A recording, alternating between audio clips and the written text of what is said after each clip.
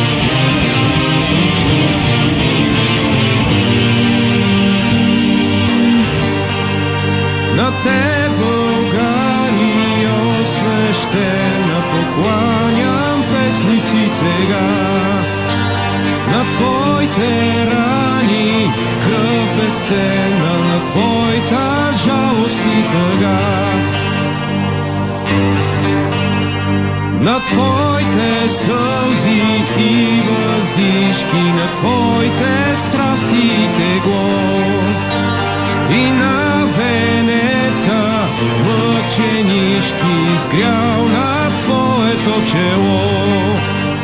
Прокуден тука на чужбина, далеч от твоите гори, сърцето ми сега проклина тиранът, който те мори.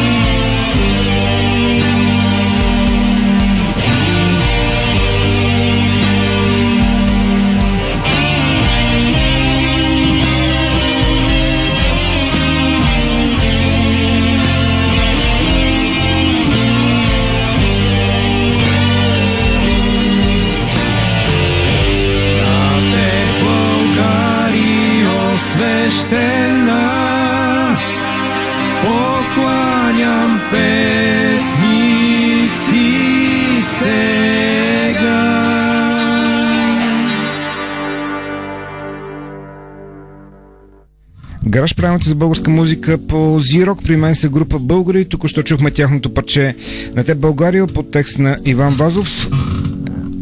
Феноменално вокално изпълнение на Ники. Той се черви. Какво друго да правиш, момче? Благодаря.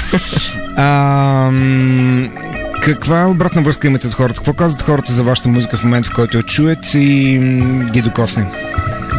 Обикновено до сега наблюденията са, чуват нещо, което страшно ги кефи, обаче гледат отворена уста, защото не я знаят песента, примерно. Не визирам само тази. И съответно от другата страна от публиката гледат странно. Аз на сцената гледам още по-странно. Но така има аз бех много задачен, когато за първ път изкарахме песента "Българи", която звучи много хитово. И понеже ние репетирахме доста време и вече беше ми омръзнала тая песен. И беше така голям шок, защото свириме на сцената. И нали, песента е хитова, много яка, много готина. И изведнъж от публиката само отворени усти и никой нищо не казва. Никой не помръзва, да. Да, и аз после се усещам чак, че те всъщност хората не е имало как да я чуят и не я знаят. Но после вече на другите участия пееха и то по-силно от нас, да. И така, специално моите там познати приятели, на които сме раздали дискове, така имат досег, защото ние имаме и 4 видеоклипа, така че хората, който искал, се е запознал или който имал желанието е чул за нас. За хората, които така са им дадени дискове, са прослушали, след това без да ги питам, да ги търсам, и се обаждат, така адмирират, много се радват, пожелават огромен успех. И така, общо взето много добре са приети нещата. И радват се хората. То според нас нормално, защото... Много смешно първи път, точно като свириш. Да, свириме българи и всички тъпеят. Аз се чудя защо. А ние толкова време в студиото вече сънуваме тази песен. Да. Примерно. Добре, може ли това да бъде едно от парчета, което да чуем, защото говорим за това, а пък... Да, става. Става ли? След малко ще учим. Съвсем друго се говорихме, но толкова се така поговори за него.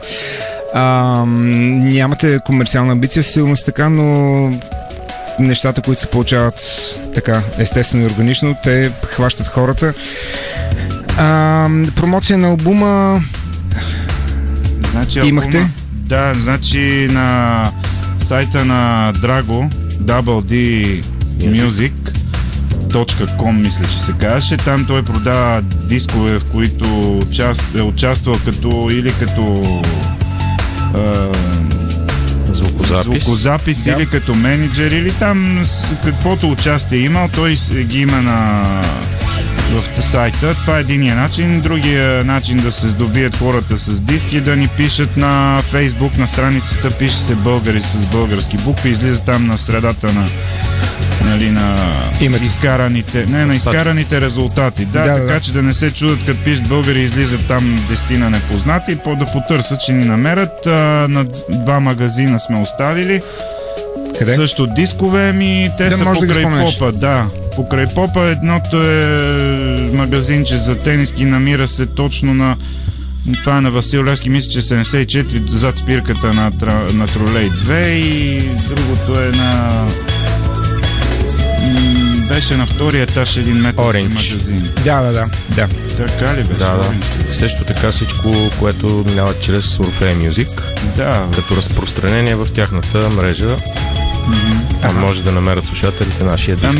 То на Фейсбук, на страницата там, като се разроват и потърсят надолу, има точно указани местата, на които се продават. Има начин да намерят в Фейсбук страницата. Ще има и промоция на албума в провинцията? Ще свирите ли някъде? Извън София? Да, значи това говорихме с групата, последните пъти, като се събирахме, че е най-удачно на пролет да тръгнем, защото сега е малко така кофти сезона и хората са по-стегнати така след много година, 2 месеца винаги е зле. Да. И от март месец работиме по въпроса. Искаме така поне по-големите градове, 7-8 града, да погостуваме и то, надявам се да не свърши всичко с представянето с тези гастроли. Да, мотосъбори, насам натам ще... Да, със сигурност се видите по мотосъбори. Спомена 4 клипа, на които парчетата сте правили клипове и доколко така сериозно. Са правени пак в Double D. Те са концертни такива. Те са те са с сценарий, с аранжимент. Значи първи аз не спрях, когато мина песента. Втория клип беше Ти, който го записахме в един рок клуб. Третия клип кой беше? Третият беше... Сине мой. Разбира се, Сине мой. Значи хората, които ни слушат, могат да напишат българи на български, Сине мой, всичко при нас се пише на български. В YouTube, да. Може да го гледат. Това е страхотен клип, който само за един месец има около 3000 гледания. Така че е доста популярен. Надявам се да стане още по-популярен. За тази песен не ми се говори, защото трябва да цяло предаване само на нея да посветим. Много е дълга темата там. Но е страхотна песен. Радвам се, че е сигурен. Кой пише текстовете? Текстовете Драго ги пише и аз. Музиката също. Ние си правим и текстове и музика. Двамата сте основните двигатели. Да, двамата работиме много, като Ники също помага с идеи, с това онова. И най-вече се радваме на неговата интерпретация, защото една идея, колкото и да свириш, не се ли изпее както трябва, тя просто се унищожава. Така че всички сме ангажирани в... Пишете музика, това означава, че пишете и вокалните партии, или? Да. Ники пее феноменално, аз няколко пъти извън ефир да направих комплимент. То не е комплимент, то е факт, наистина. Аз познавам отдавна с него, но не знаех, че толкова мед е капнал зад език. Отново съм се изчервил. Харесваме си го много и... Те си ме харесват. Да. Момчета, много ви благодаря за това гостуване. Ще чуем две неща. Едното парче е Българи, другото е Момиче. Точно. Скорошен концерт, който трябва да анонсираме.